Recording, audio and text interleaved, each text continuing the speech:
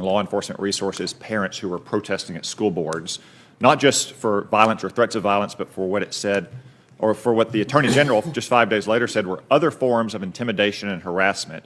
That memo was sent to the FBI, U.S. Attorney's offices, the National Security Division, the Criminal Division, and the Civil Rights Division. Were you involved in creating the October 4th memorandum from the Attorney General directing law enforcement to target parents at school boards?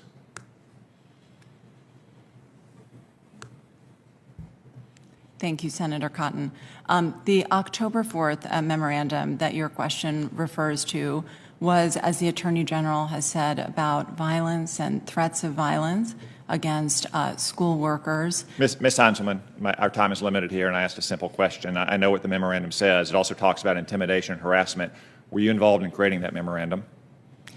Senator, in my role as Chief Counsel to the Attorney General, with regard to matters that came before the Attorney General, I generally had visibility into most matters that came before the Attorney General. This, as the Attorney General has said, was a memo that he issued. This is his memo.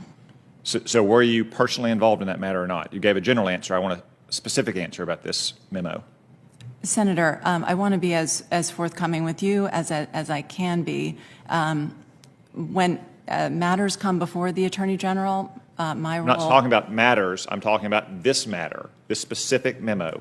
Were you involved in creating this memo with your boss, Merrick Garland? Generally, my role in matters that came before the Attorney General is to do any of a variety of things. I might sit in on a meeting. So I take it you're not going to give me an answer to that question then, since you've not answered it now repeatedly. Senator, I would like to be as transparent with you as possible, but I hope you'll understand. Well, there's no reason that you can't. I mean, I'm not asking you what advice you gave. This is not a legal case. This is a policy decision. You were a counselor to the Attorney General, and you don't want to answer it. Senator, with regard to matters that came before the Attorney General, most matters that came before the Attorney General, I would have visibility on it.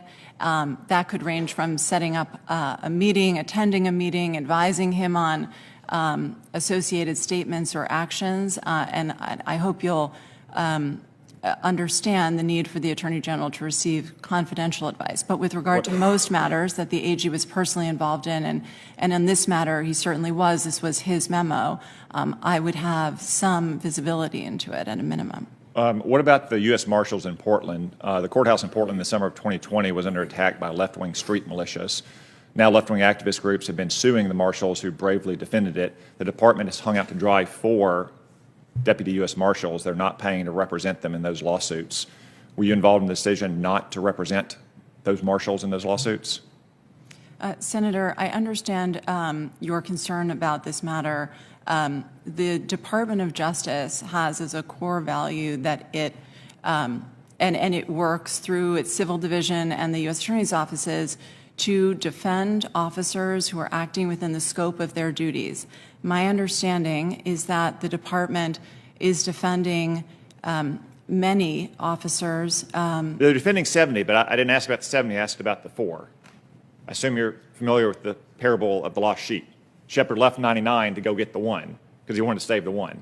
I'm worried about the 4. I'm not worried about the 70.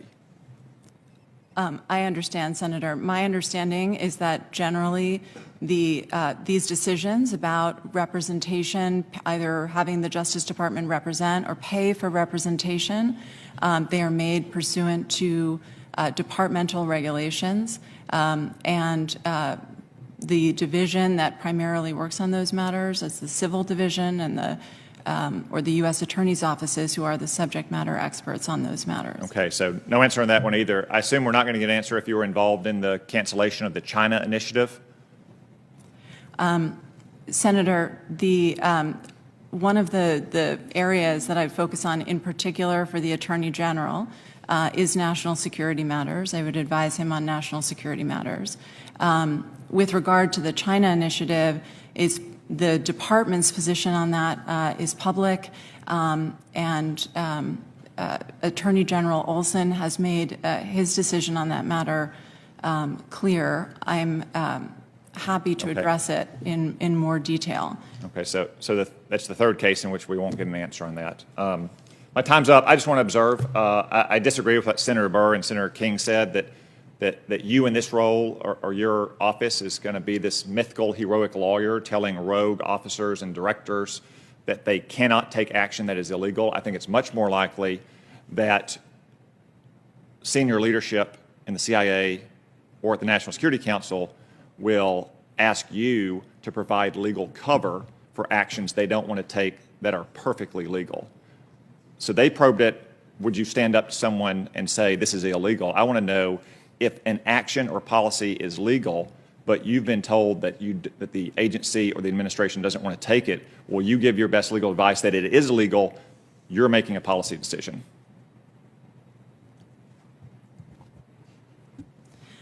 Senator, as a lawyer, I view it as my primary responsibility to give my best legal advice, my most candid, forthright legal advice based on the facts and the law on any matter. That is what I've done in my current job, in my past jobs, and that is what I would do if confirmed to this position.